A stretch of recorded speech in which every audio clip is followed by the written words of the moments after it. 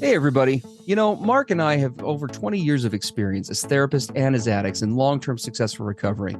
We know better than anyone what works and what doesn't to break out of porn and sex addiction, heal betrayal trauma, and reclaim your relationship. And we've poured all of our personal and professional recovery and healing experience into a first-of-its-kind program for addicts, spouses, and couples. We call it Dare to Connect. At least 4 times every week, we engage with you in real time, in the trenches, giving you the knowledge and the tools to take back your life and relationship. Whatever else you've done on your journey for healing and recovery, you've never done anything like this. Mark and I, we've made all the mistakes, so you don't have to. Don't reinvent the wheel. We all know tomorrow never comes. Look, don't wait one more day to change. Claim your free 2-week trial today at daretoconnectnow.com.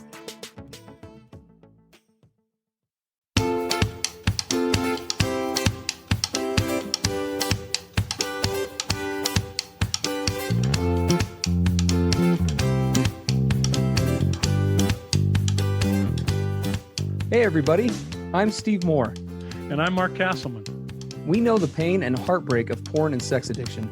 And we know the triumph of breaking completely free. Every day, we help our clients find hope and healing. Join us in the fight to take back your life, your marriage, and be stronger than ever. This is the PBSE Squared podcast.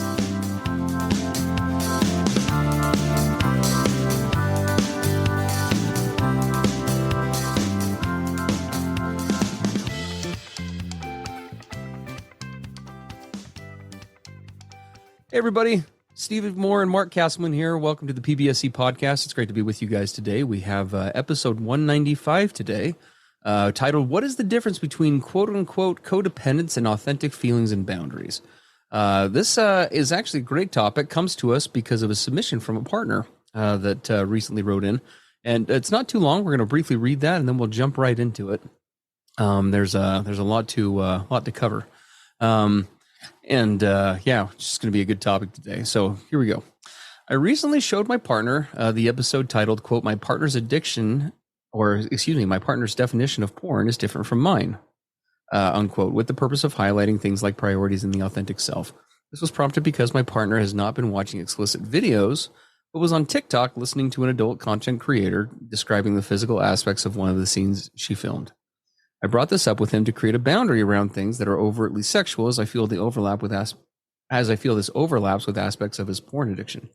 After he listened, and I asked him what he found valuable from the podcast, and he said, quote, the part about codependency, unquote, implying that my behavior was codependent because I was expressing that something made me uncomfortable and asking him to discuss possible solutions with me. So in other words, there's kind of some weird language in there, but in other words, he referenced the part about codependency and then said that stood out to him because he feels like that's what she's doing. Now, whenever I talk to him about any negative feelings I have surrounding his behaviors, he immediately says I'm being codependent. I looked through your podcast for an episode on partner codependency, but did not find one. I'm hoping you guys could discuss what the difference between codependency and feelings or boundaries are, both so I can evaluate my own actions and behaviors and so my partner can hear it defined more clearly. I am fine taking accountability for codependent behaviors, but I do not want to be in a situation where all of my feelings get labeled as codependent. Well, there's a lot there. Wow. Well, and as soon as we both read that, we thought, how many, I don't even know after all these years, hundreds of times, thousands of times, have we heard an addict use that weaponization of the old concept of codependency. Oh, you're just codependent. Mm. We're gonna talk a little bit more about that today. But I think that the first thing that jumped out at me and Steve, I know when we talked about this before we started today, it was the first thing that jumped out at you.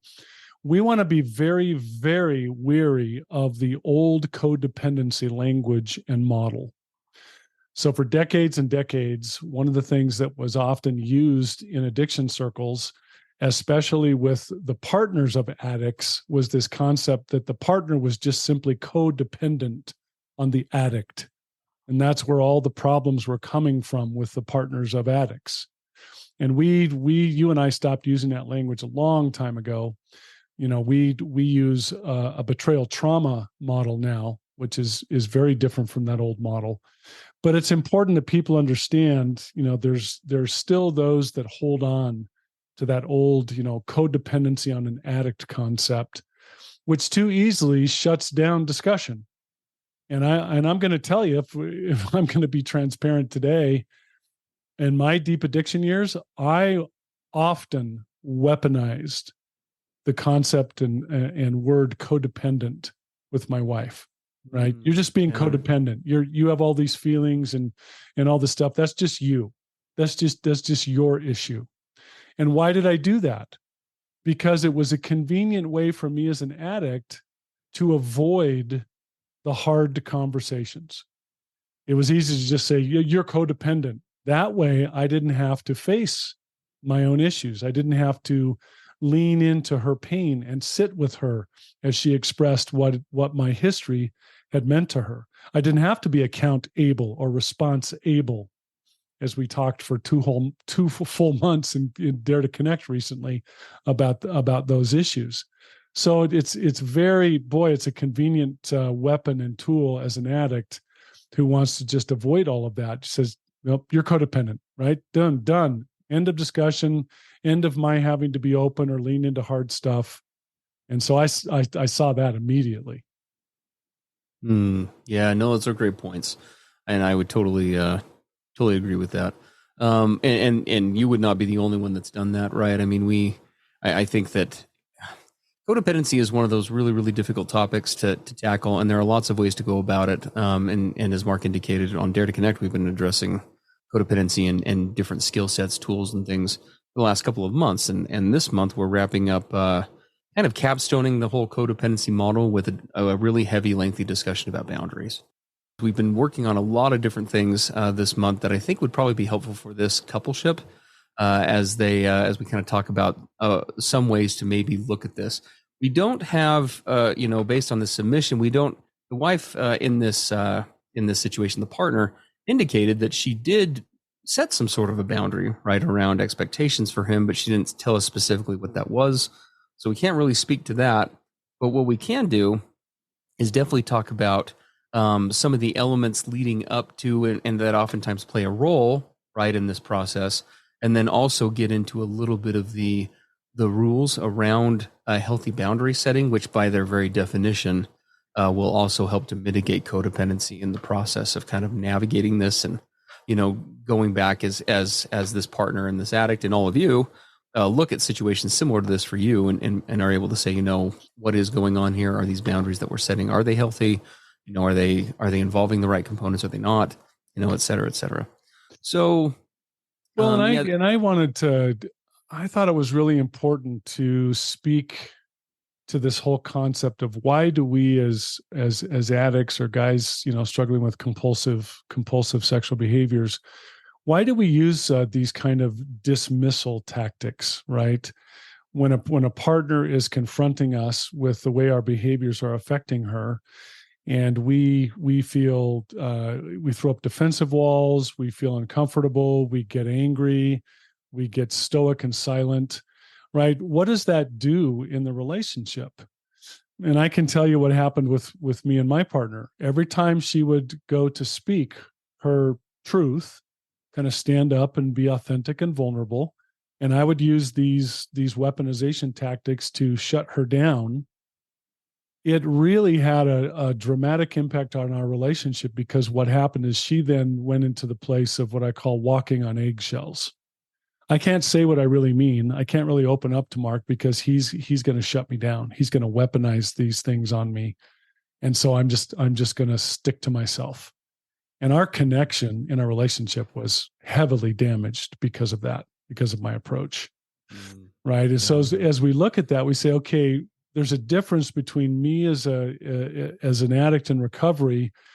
I used to approach all of those hard conversations and her bringing stuff up and speaking her truth with resistance and reactivity, right? I was resistant and reactive. Why? Because I hadn't done my own personal work in learning how to hear and lean into hard conversations and learning to confront my ownership of the situation, my side of the street. I'd had to decide to learn to go from resistance and reactivity to this really amazing place called transparency and proactivity, which is crucial to my individual recovery and to the coupleship. There is a big difference between resisting and reactive and being transparent and proactive when these kinds of scenarios come up. Yeah, that's a valid point. And we didn't even talking about this today, but one thing that I did want to mention as I'm just kind of reviewing the submission, the original submission that was sent in to us, is, again, we don't know what boundaries were set here by this partner with this addict partner. But what we can say is, the initial issue that she brought up was, her husband was he wasn't watching explicit videos, at least from a visual standpoint, but was listening to an adult content creator describing the physical aspects of one of the scenes she filmed. Right. We have other podcasts that cover this more in depth. And so we'd encourage any who have questions about this to go and look those up. You can do a search for those on on wherever you listen to our podcast from, and look up some keywords about pornography and definitions and things. But one of the podcasts I know that we've talked about is where we kind of did a deep dive on the definition of what pornography is. And the really simple kind of takeaway from that is pornography can be anything in the environment that elicits some sort of a sexual arousal component. Yep. Right. Obviously in a non-connecting, disconnecting, synthetic, oftentimes with a nefarious intent. So for example, when we think about pornography, oftentimes we usually are thinking about, a video or video clip or images or something along those lines. I'll be really transparent. Some of the pornography that I used to use to get around that definition would be audio pornography. Oh yeah. Right. Or I, for example, would go to a streaming service and would spend sometimes hours reading the descriptions of various movies and different media that I knew were going to be sexually triggering for me. Yeah. Right. The list can just go on and on, but the long and short of that is that defining pornography as simply explicit visual content is a very, very narrow-minded approach and does not by any means encompass everything that intends. Anything in an environment can potentially be pornographic. A sexual experience with a partner has the potential to even do that. And we don't have the time to go into that. And again, we'd encourage you to go listen to those podcasts, but just want to throw that out there as part of this discussion as well. Yeah, so definitely. Because that is important to just even note right out the gate. Based on what we're hearing here, this definitely would fall into the definition of pornography as far as Mark and I are concerned. Yeah. But kind of shifting gears and heading back. Sorry, just wanted to throw that in there. As we look at this model for how to hold boundaries, how to create healthy expectations. This week, in fact, as we're kind of wrapping up, we have a 5-step model that we use with our clients for how to go through and concretely set boundaries. It's a model that Mark and I have created that kind of walks people through what is usually a pretty nebulous process. We don't have time or the capacity to share that here. That we'd love for you to come and join us on Dare to Connect so you can learn more about that. But what we would say is that one thing we did want to cover is some other stuff that we have provided for DDC members, and just kind of give you a little bit of a taste of that. One of the things that we offer with the Dare to Connect program, in addition to the 25 hours of content a month, the support groups, the live content, the on-demand content, is that we provide a whole host of assignments as well as attached handouts on the various concepts that we talk about during the month. Yeah. And so there's a whole list of things. I think we've provided at least 10 or so minimum this month so far of different handouts and resources that way, ranging from assignments for DDC subscribers to be engaging with on the topic, both individually and as a couple, as well as actual handouts on topics, diagrams, concepts. And so we wanted to just briefly in this podcast kind of go through some of the do's, quote unquote, around what a healthy boundary looks like, because as we were looking at this, we thought that would be helpful through the lens of, when we set boundaries in the right way, and when we do it through the right lens, and when we adhere to the do's that we're going to go through here in a minute, not only does that set the template for actually setting healthy boundaries, but by definition, it also roots out the codependency in the process. So it's kind of a kill two birds with one stone sort of a deal.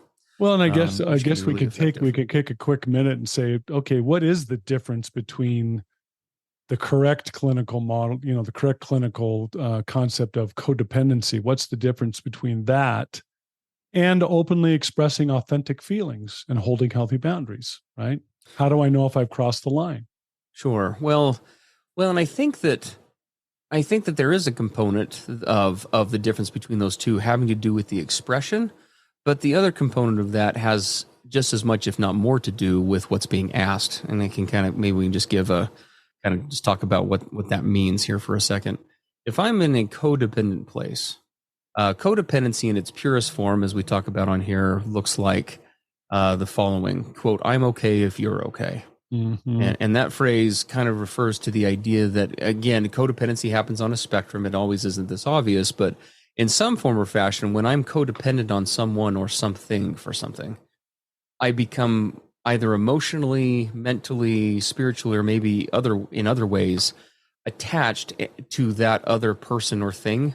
And where I stand with that other person or thing, or how they are doing or not doing, in many ways becomes an emotional, spiritual, mental self-worth barometer for me, right? Mm. So in other words, I'm taking my emotional serenity, my emotional well-being, and if you wanted a visual for this, I'm handing it to someone or something else and saying, hey, tell me what this is worth.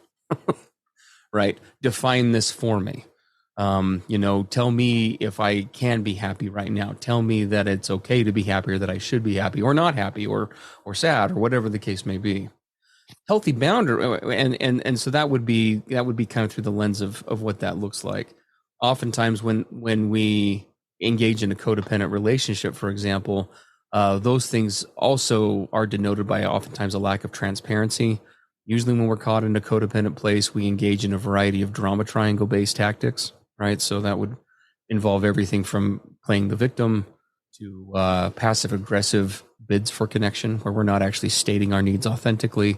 We use tools like guilt or shame as a way to manipulate a scenario to get what we're wanting, rather than transparently and vulnerably asking for it or stating our needs, right? So there's a lot of subversiveness, whether it's conscious or not, involved in a codependent model, usually, as opposed to when we have healthy boundaries and we take the time to set them. A big part of that is a transparent, vulnerable expression of them to the other person, right? The other element that would distinguish healthy boundaries from this kind of codependent place would be that there's a very clear and accurate definition between whose responsibility, or where does responsibility lie for what parts of a given scenario or a given need between both parties. Yeah. Right. So there's a very clear definition between, hey, here are the things that I'm needing from you, and here's what it speaks to for me. But I'm also recognizing that these, in order for that boundary to be respected, it is a two-way street, and I need to be showing up in X, Y, and Z ways also. Right. Yeah. Whereas a codependent model, again, is kind of looking to the other person, and among whatever else it does, is it kind of is an abdication of responsibility and we're implicitly or explicitly making the other thing or person responsible for these things that we have to own, right? Again, tell me what my self-worth is, as opposed to cultivating that in a healthy way. People who struggle with codependency around self-worth, which is totally how Steve very much used to be, I would look around to everyone else, right? And to my job and to all these other things to say, gosh, I feel like I suck inside. I don't have the tools or the ability or the desire to do the work to cultivate that self-worth internally. So I'm going to look to everyone else to provide that for me. Yeah. Right. As opposed to doing that and owning my process in it. So. And the other side of it, now we want to make sure that we're not misunderstood here. It doesn't mean that if I express my anger, if I express my hurt, if I tell you openly and vulnerably that a behavior that you just engaged in, how it has impacted me, that does not mean that I am codependent. Just because I'm expressing those honest, transparent feelings. Let's not get that confused. Absolutely. I can express all of that transparently, authentically, honestly, and not be in a codependent place. Absolutely. Right. It's the key with the codependency piece is not that expression, Right. Again, that's kind of where I appreciate Mark kind of reining it back in, because that's a great way of saying it's not just about the expression, right? It has just as much, if not more, to do with the what. Where is the responsibility lying? Because codependency, that's kind of its one hallmark, is it will always transfer responsibility around things that only we can control and try to do what? Give it to someone or something else, right? Yeah. These other things need to own those when they can't, right? And I think a clarification of everything we just said can be really well illustrated if we take you guys through these boundaries, do's and don'ts, because you'll see where healthy boundaries come in and where you can cross over into the codependent side. So let's do that right now. Yeah, I'll go through and I'm just going to read these. Again, guys, we can't give these handouts to you. They're DDC exclusive content, but we would love to at least give you a little bit of a taste of this, and you're able to access this, obviously, verbally through the podcast itself. So I'll read these off. Mark and I created these quite some time ago, and this is kind of some of the foundational work that we use in the boundary stuff that we do in Dare to Connect and in other endeavors we've got. So boundaries are always the following, okay, the do's. One, they're always an invitation given with vulnerability and clarity about both expectations as well as their attached connecting and distancing outcomes, okay? A lot of people would, instead of outcomes, oftentimes they will talk about boundaries through having attached consequences, or sometimes the very inaccurate term, punishments, okay? Mm-hmm. Boundaries do not come with attached punishments ever if they're set in a healthy way. Boundaries are not about, and the reason why is because here's a don't for you in addition to do's. Boundaries never are about regulating another person. Again, note what I said right at the beginning there. They're always what? They're always an invitation, right? Here are the needs that I have, and I'm going to come up with and identify those, and then I'm going to clearly express those to you as an invitation through a lens of, look, I would like to connect with you, or I'd like to have greater intimacy with you, or I'd like to have greater cohesion, or whatever the case is. And in order for me to be able to do that, here are some of the things that I need in order for that to happen, right? And so you hear this expression of attached connecting and distancing outcomes. And those obviously are dependent on whether or not other people or things are able or willing, or both, to be able to meet the needs that we have that are attached to those boundaries, okay? Yeah. So if I've stated my needs clearly to you as my partner, and you decide that you're not willing to meet those needs, now I have a decision to make on my side of the street with regard to my boundaries. Do I then need to distance myself from you in order for me to remain authentic and safe and true to myself? Yes. Well, I guess if you're not willing to meet that legitimate need, then we can't be together right now. Or this is what distance may need to look like. Or this is what distance looks like. Yeah, this is. Yes. Or if you are willing to meet those needs and honor the boundary, then that will bring us closer, right? A coming together, connecting outcome.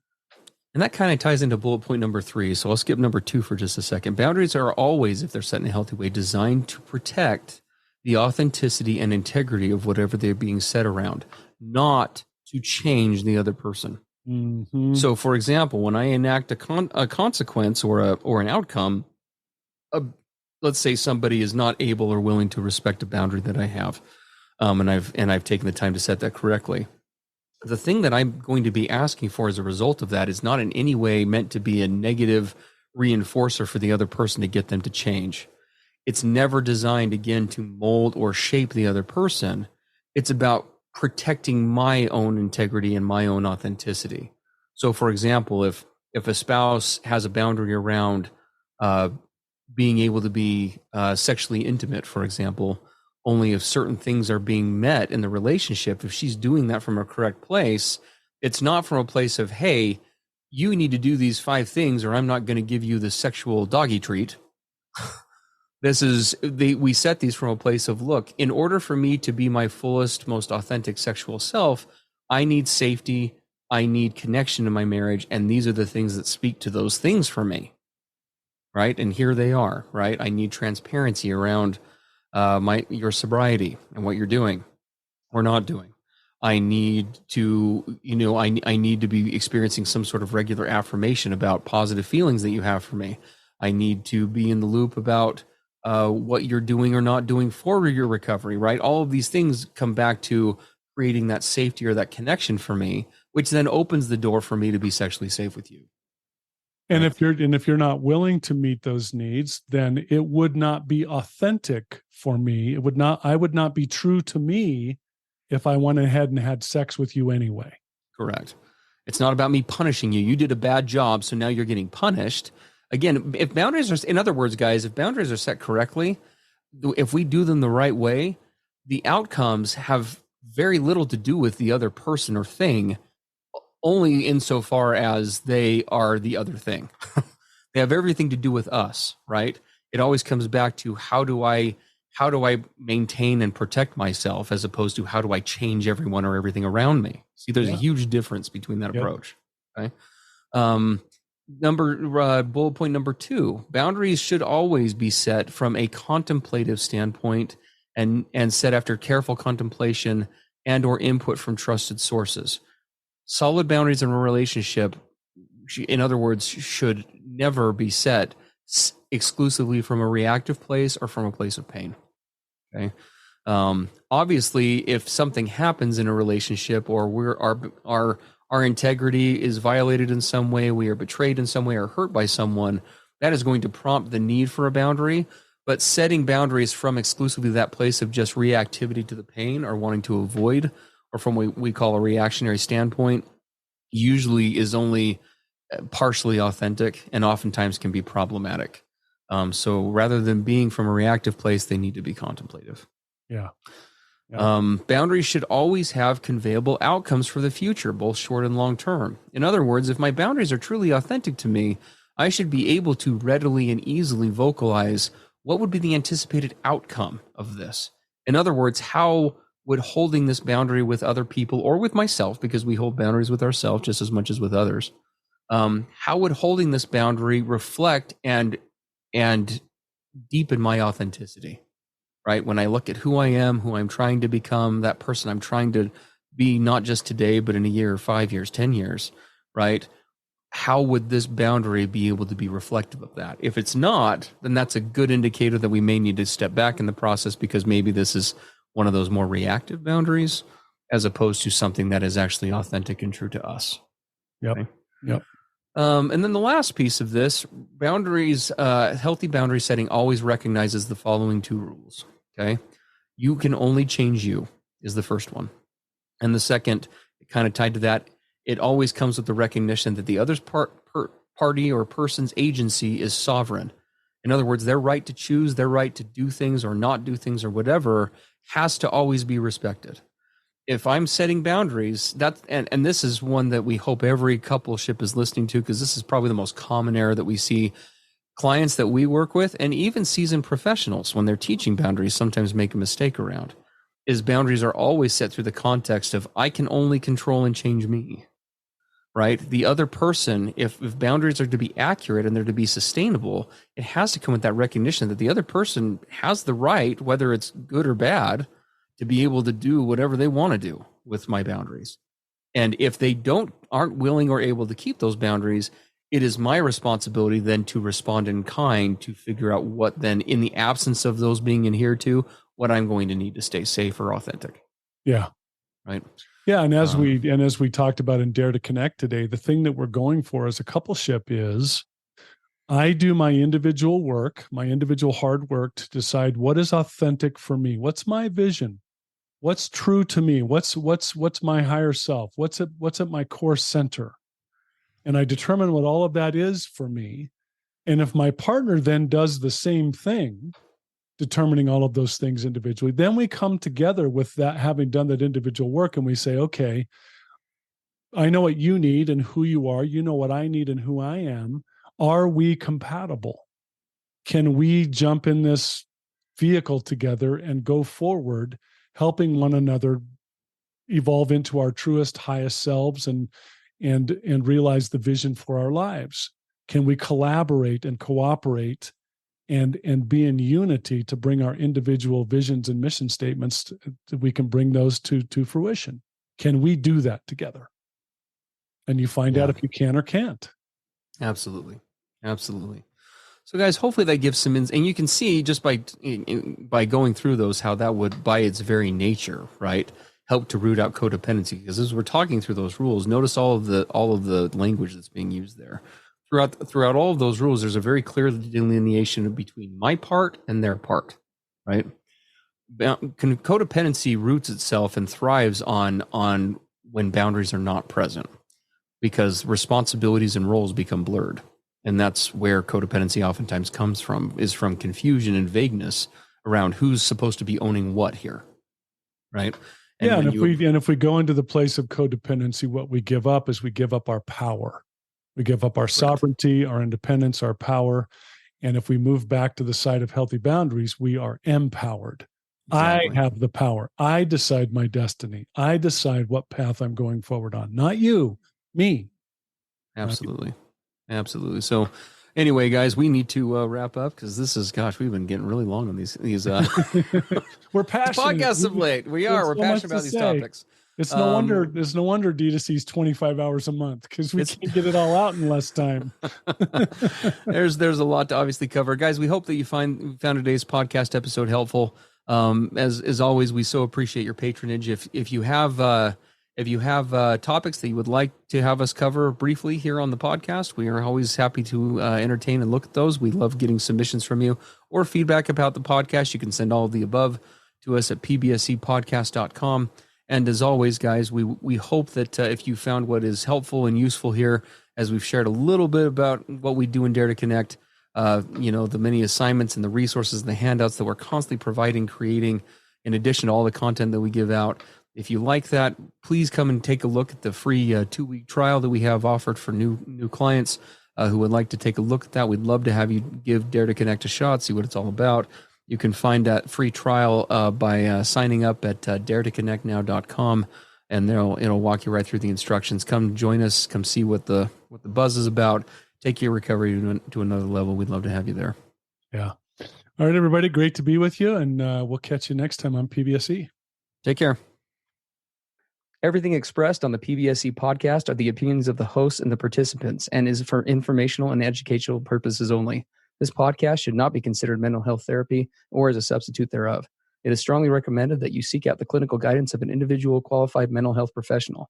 If you're experiencing thoughts of suicide, self-harm, or a desire to harm others, please dial 911 or go to your nearest emergency room.